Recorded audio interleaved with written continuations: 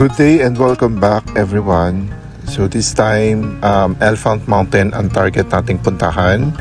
But before that, on my previous videos, nagpunta tayo sa Rauhe Night Market. So that was day 3 ng travel namin sa Taipei. Okay, so 3 days yung aming fun day pass.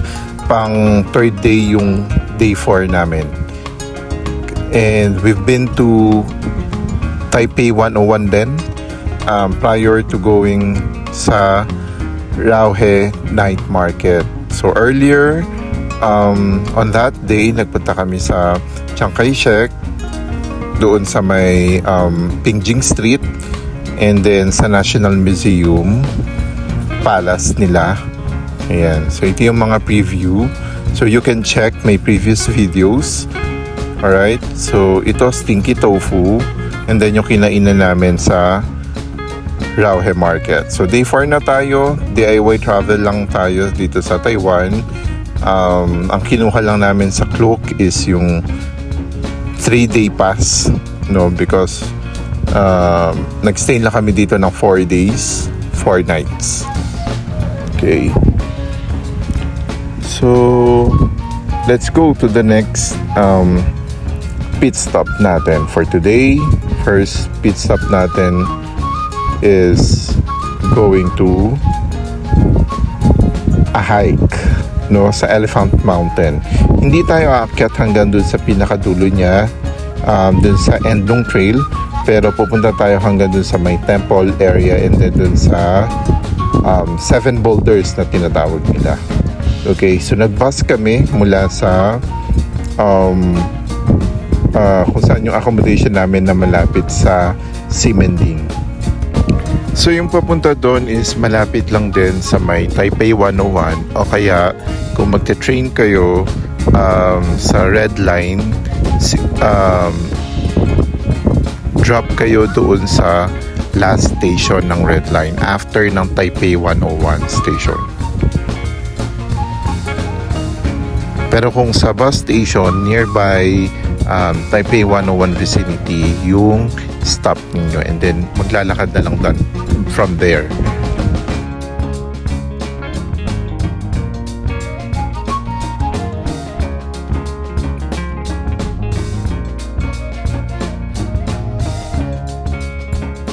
Madali lang din naman kasi pwede siyang mag-Google Map, no, from Taipei 101 kung saan yung pwedeng daanan papunta dun sa may start ng trekking dun sa stairs.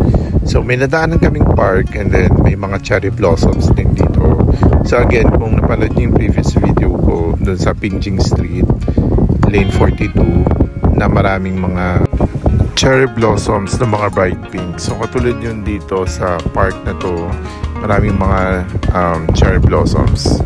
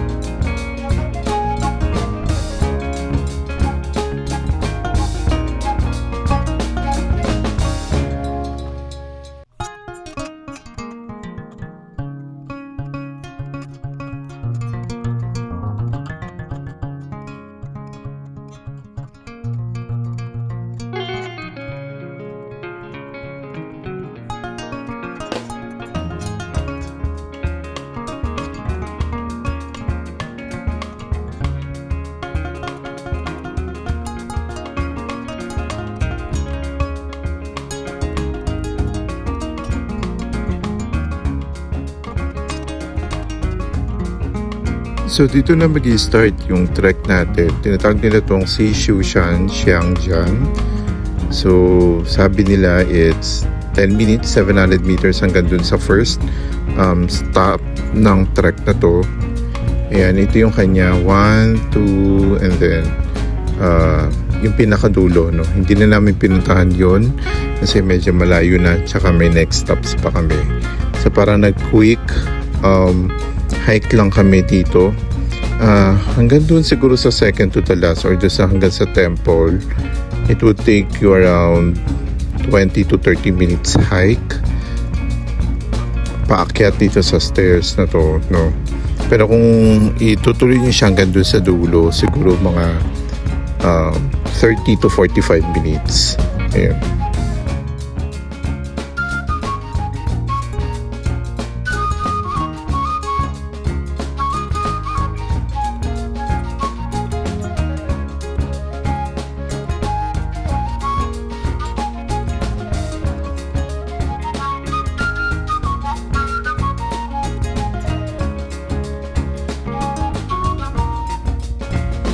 Nakakahingal to, kaya bring your own water, guys. And also better to go here na mag-trek or hike kayo before 8 AM kasi mainit na din naman, and lalo sa pagbaba, no? Ayan.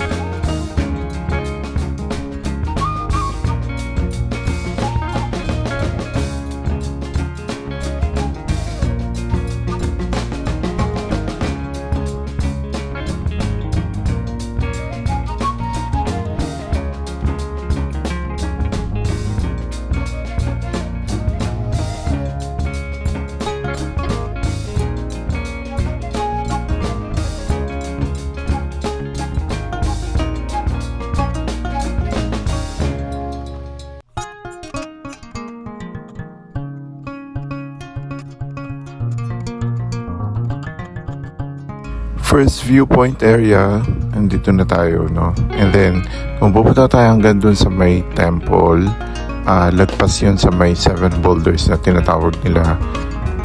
Ayan, so sabi dito it's 9 minutes, pero kung talagang pagod ka na, it would take you siguro mga another 15 minutes. So pagpunta dito, mga ano lang din to, 10 minutes paakyat or 15 minutes kung may mga stopover kayo along the way. So, pero dito sa first stop, overlooking na siya sa Taipei 101.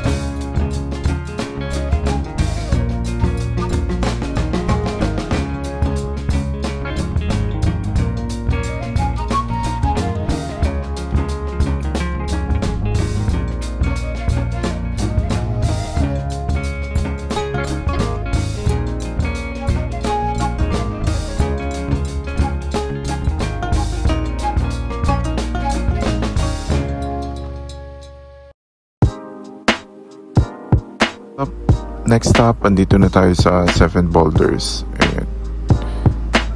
Mas mataas yung elevation of viewpoint dito. Ayan, mas makita natin yung Taipei 101. No, overlooking Taipei City, skyline niya. Ayan.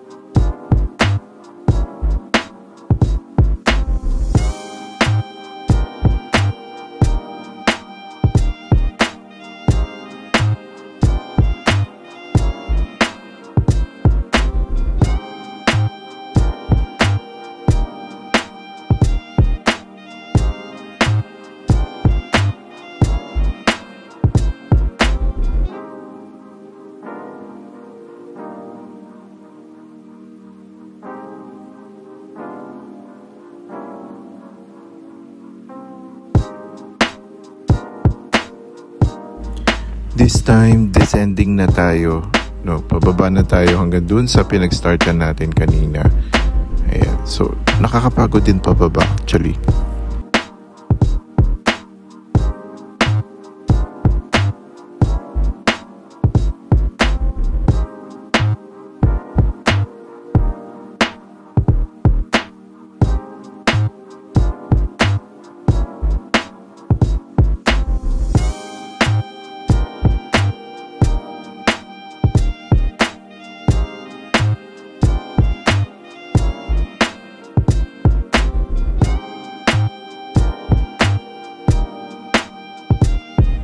Ayan, balik na tayo dun sa may bandang Taipei 101 kasi papunta na tayo sa next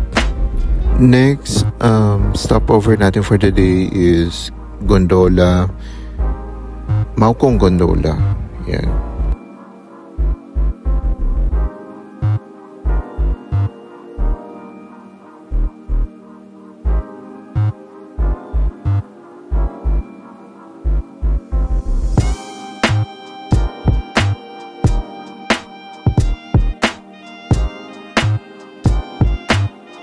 So ito na, nag-bus na ulit tayo papunta sa Maokong Gondola. Malapit na sa may Taipei Zoo. Ginamit ulit namin ang aming Fun Day Pass in exchange for the actual ticket. No? Pinakita lang namin dito sa may ticket office. And then binigyan kami ng isang ticket papunta. Ayan ito. And then isang ticket na pabalik. So see you on my next video. Dito na lang muna for this time. Thank you for watching. And please subscribe and like this video. Bye bye.